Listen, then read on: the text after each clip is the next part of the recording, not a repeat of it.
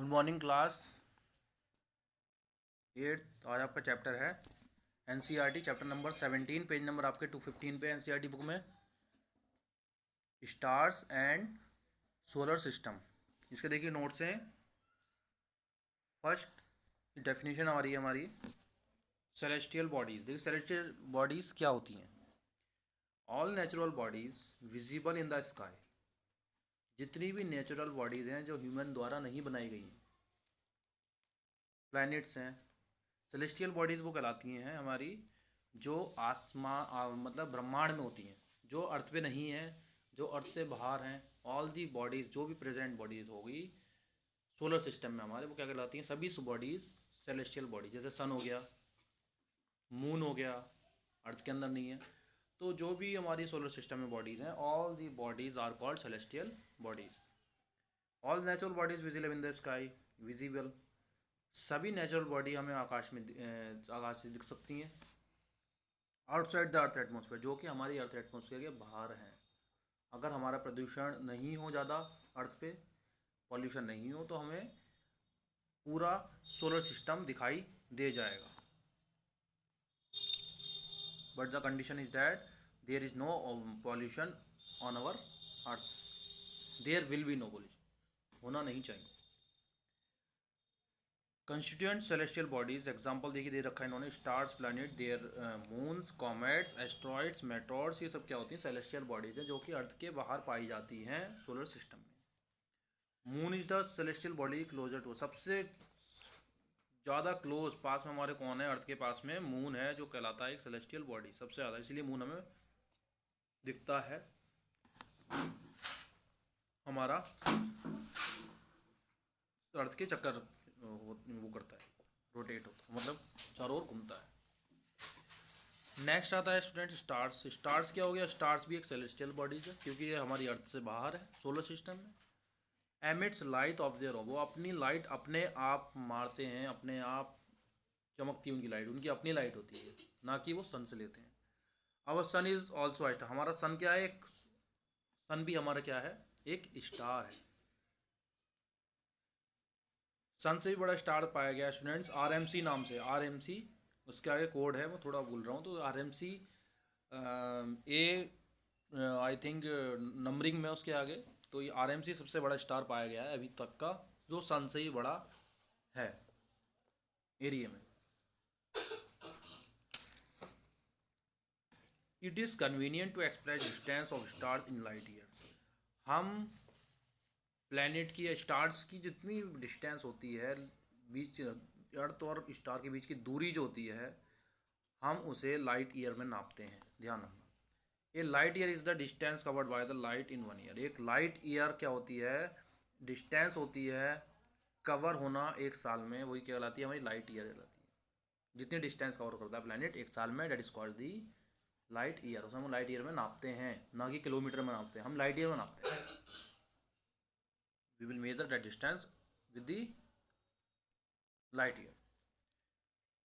Stars appears to move from east to west. Stars जो होते हैं ईस्ट डायरेक्शन से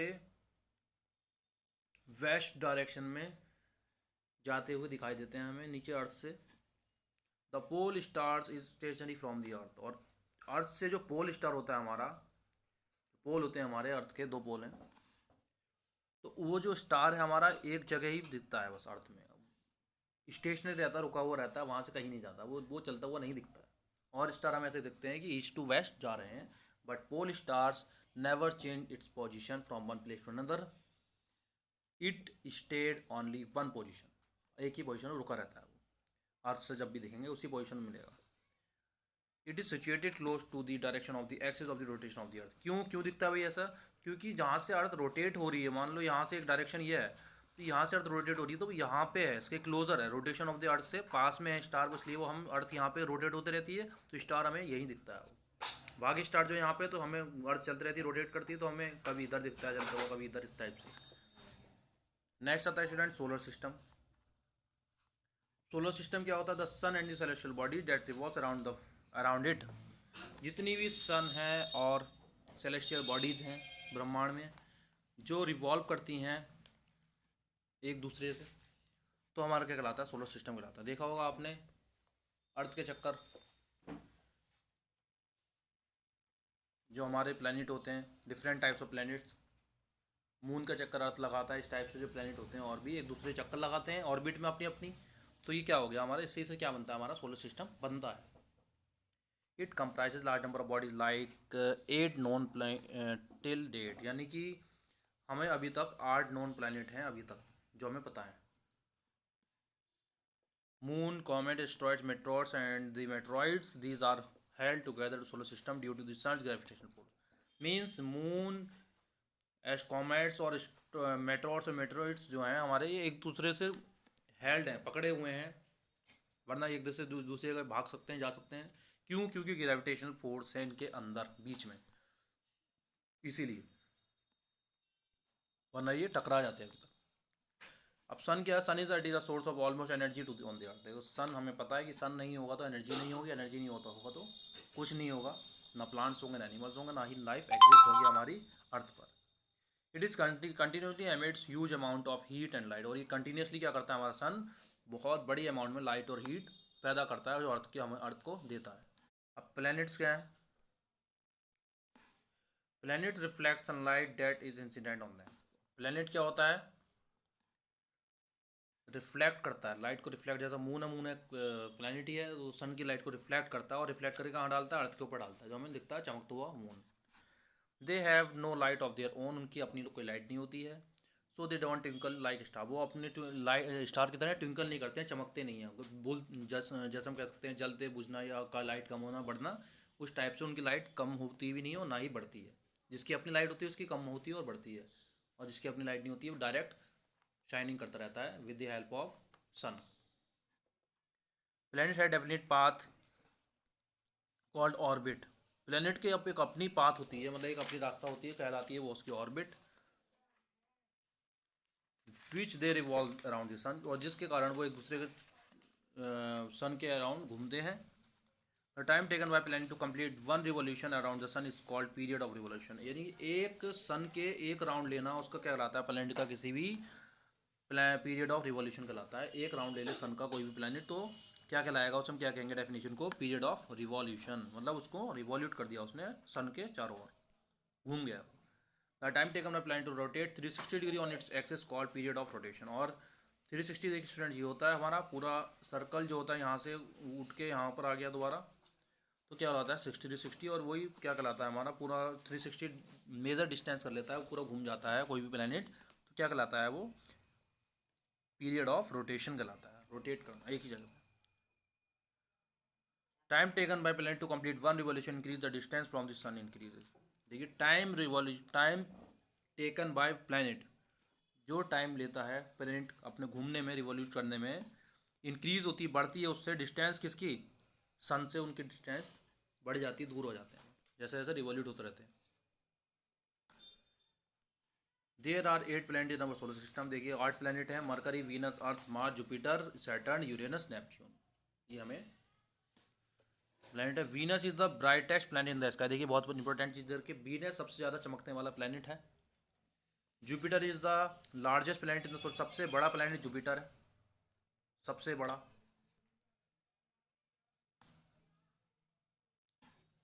अब देखिए आता थोड़ा प्लैनेट के अंदर और भी बॉडीज होती हैं, जैसे एस्ट्रॉइड्स होती है, कॉमेट्स, मेट्रोइड्स एंड मेट्रोइड्स, तो हम पढ़ते हैं एस्ट्रॉइड्स के बारे में। These are rocky planetary beds orbiting around the sun, और ये क्या रॉक का टुकड़े होते हैं जो कि सन के चारों ओर घूमते रहते हैं। बहुत सारे टुकड़े हमारे ब्रह्मांड में देखा होगा आपने, जब बहुत सारे, जो अभी पीछे आया था कि अप्रैल में आई थिंक 20 के आसपास, 29 के आसपास जो था हमारा 2019 में, 20 में सॉरी, कि पृथ्वी से लग जाएगा तो वो पृथ्वी पूरी नष्ट हो जाएगी इस टाइप से, तो उसी टाइप से टुकड़े होते हैं एस्ट्रॉयड के, जो लगने वाला था और जो बहुत दूर से निकल गया। Belt lie between Mars and Jupiter, और बहुत रॉकी प्लानिटरी बेट्स जो हैं मार्स और जुपिटर के चारों ओर हैं, इस टाइप से एस्ट्रॉइड्स। कॉमेट्स क्या होते हैं स्टूडेंट्स, दीज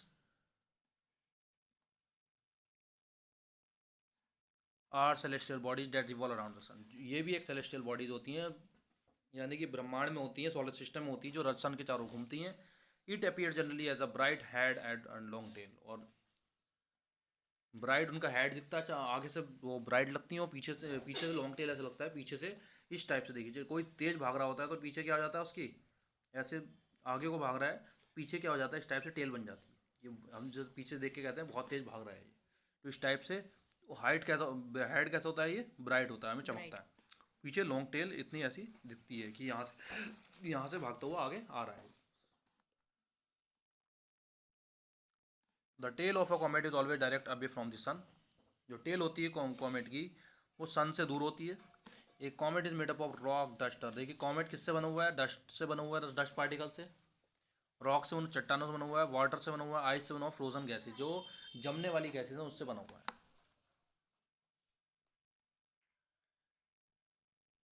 मेट्रोड्स एंड मेट्रॉइड्स, देखिए क्या होते हैं। Meteoroids are chunk of rock particle and debris in our solar system. ये चंक ऑफ पार्टिकल हैं और डेब्रिस हैं हमारे सोलर सिस्टम के अंदर। डेब्रिस मीन्स हमारा जो मलबा होता है, और चंक मीन्स टुकड़े, मलबे के टुकड़े हैं एक, मेट्रोड्स और मेट्रॉइड्स, जो यूजलेस है हमारे सोलर सिस्टम में। They are smaller than comets, comet से भी छोटे होते हैं। When asteroids are enter the earth surface atmosphere they are called meteor. और जब ये एस्ट्रॉइड्स से अर्थ सरफेस से एंटर हो जाते हैं तो क्या लाते हैं, ये हमारे मेटोड्स कहलाते हैं, जो चमकते हुए जलते हुए आते हैं ऊपर से नीचे तक। मोस्ट मेट्रोड बर्न्स अप इन एटमो, देखो आ गया नहीं आ गया आपका, कि ज़्यादातर मेट्रोड्स एटमोसफेयर में हमारी बर्न हो जाते हैं, जल जाते हैं, जलते हुए आते हैं अर्थ की तरफ। But they have survive the frictional heating and strike surface and this called meteoroid. और वो फ्रिक्शन के कारण वो सर्वाइव कर जाते हैं, फ्रिक्शन होता रहता है, वो जलते रहते हैं, और as a meteors glow brightly when it fall to ground on the shooting star. और क्या होता है, शूटिंग स्टार कहा जाता है, कहता है टूटता हुआ तारा। सैटेलाइट देखिए स्टूडेंट्स क्या होती है हमारी, a body revolving around the body is called satellite. देखिए अर्थ के चारों ओर क्या घूमता है, मून, तो ये कहलाता है सैटेलाइट, जो जिसके चारों ओर घूमती है वो उसकी सैटेलाइट कहलाती है, planet. Moon is the natural satellite of the earth, so planet have natural satellite. और तो मून क्या नेचुरल सैटेलाइट है, मून को किसी ने बनाया नहीं है, तो किसकी प्लेनेट कहलाती है, सैटेलाइट अर्थ की। अब देखिए आर्टिफिशियल सैटेलाइट तो अपने ह्यूमन मेड, जो अब इंसानों द्वारा बनाई जाती है, human made. Man made object to space, जो मैन मेड ऑब्जेक्ट, एक ऐसा ऑब्जेक्ट जो स्पेस में भेजा जाए, किसी प्लेनेट के बारे में चारों तरफ घुमाया जाए, उसकी जानकारी निकालने के बारे में, तो क्या कहलाती है वो, आर्टिफिशियल सैटेलाइट। जैसे IRS हो गई, EDUSAT, INSAT, the artificial satellite revolve around the earth. ये सब चीज़ें, ये हमारी सैटेलाइट जो हैं चारों ओर, अर्थ के चारों ओर घूमती हैं। They are much closer than the moon, वो मून से भी ज़्यादा पास में है। जितना मून हमसे दूर है अर्थ से, मगर ये सैटेलाइट बहुत पास में है हमारे अर्थ के। Artificial satellites are use for weathering forecasting. देखिए सैटेलाइट का मतलब यूज़ क्या होता है, सैटेलाइट का यूज़ होता है फॉरकास्टिंग वेदर की, कि भाई कहाँ बारिश पड़ने वाली, पहले मौसम विभाग बता देता है कि हम यहाँ बारिश पड़ेगी, कल को ठंड ज़्यादा रहेगी, परसों ज़्यादा रहेगी, उससे अगले दिन बारिश पड़ेगी, उससे अगले दिन गर्मी हो जाएगी, धूप निकलेगी। तो उस टाइम से यह बताता रहता है फॉरकास्टिंग वेदर के बारे में, मौसम के बारे में, कहाँ कैसा होने वाला है, फ्यूचर के एक तरीके कह सकते हैं। लॉन्ग डिस्टेंस कम्युनिकेशन के बारे में बताता है, जो हम जहाँ पे हम पहुँच भी नहीं सकते उसके डिस्टेंस भी बता देता है। एंड रिमोट सेंसिंग इसके अंदर लगे होते हैं इसको घुमाने के लिए। स्टार्स देखिए क्या हो गया student, stars luminous bodies are appear from the light sky. देखिए नाइट स्काई में जो हमारी ल्यूमिनस बॉडी, जो चमकने वाली बॉडी हैं, वो हमें पता लगती हैं, तो क्या कहलाते हैं, स्टार्स कहलाते हैं। It is also the star. Many of the stars we see in the sky are much bigger than the sun. और कुछ स्टार्स हमें अपने अर्थ से दिखते हैं, वो ज़्यादा बड़े होते हैं, किससे, सन से होते हैं। But they are quite away from us, और वो क्या होते हैं, हम हमसे बहुत दूर होते हैं। दे अपीयर वेरी स्मॉल, वो छोटे छोटे दिखते हैं मगर होते बहुत बड़े बड़े हैं। कॉन्स्टेलेशन देखिए क्या होता है, group of star forming some kind of recognizable, जो हमें रिकॉग्नाइज कर सके फिगर को, एक आकृति बना देते हैं ग्रुप ऑफ स्टार मिलके, वो क्या कहलाता है, पैटर्न्स, नोन एज कॉन्स्टेलेशन कहलाता है। स्टार मिलके उन्होंने आकृति बना ली, मान लो ये आकृति बना ली, तो हमने इसको नाम दे दिया भाई कॉन्स्टेलेशन हो गया। कॉन्स्टेलेशन मतलब होता है कि स्टार एक साथ मतलब एक आते हैं, उसको एक चित्र बना देते हैं, उसको कहते हैं कॉन्स्टेलेशन, स्टार मिलके। Constellation appear to move from east to west, east to west जब मूव करेंगे तो कॉन्स्टेलेशन हमें दिखता है। As earth rotate from west to east, और हमारी अर्थ कैसे रोटेट होती है, वेस्ट टू ईस्ट। ध्यान रखना स्टूडेंट्स, इंपॉर्टेंट क्वेश्चन है। अर्थ हमारी रोटेट होती है वेस्ट से ईस्ट की डायरेक्शन। ओरियन द हंटर, देखिए कुछ कॉन्स्टेलेशन दे रखे हैं, कुछ चित्र के नाम दे रखे हैं जो स्टार बनाते हैं। Ursa Major the Great Bear of Saptarishi कहा जाता है इन्हें। कैसोपिया आर सम कॉन्स्टेलेशन, ये सब कॉन्स्टेलेशन के नाम है जो बनाते हैं स्टार्स मिलकर। Moon is the celestial body closest to earth, moon सबसे ज़्यादा सेलेस्टियल बॉडी जो हमारे क्लोज है अर्थ के। It is only the natural satellite of the earth, ये हमारी एक इकलौती नेचुरल सैटेलाइट है अर्थ की, जो अर्थ के चारों ओर चक्कर लगाता है। It is a non luminous body, non luminous body होती है, इसकी अपनी कोई लाइट नहीं होती है। It reflect the sunlight on it, वही चीज़ मैंने बता दी आपको स्टार्टिंग में ही कि भाई सनलाइट को रिफ्लेक्ट करती है और हमने अर्थ को डालती है। Due to the revolution around the sun when it is different position in paths it appear of disc and moon changes which gives rise to its face. और उसके फेजेस देखा होगा आपको, किस दिन ऐसा मून निकलता है, कुछ दिन ज़्यादा, कुछ दिन फिर पूरा फुल निकल जाता है। तो इसकी लाइट ईयर की वजह से हमारा क्या होता है, डिफरेंट टाइप से पोजीशन चेंज करता है, उस हिसाब से क्या हो जाता है, ये इसकी चेंज इसके एरिया में चेंज होता रहता है और इसकी शेप में भी चेंज होता रहता है। Thank you.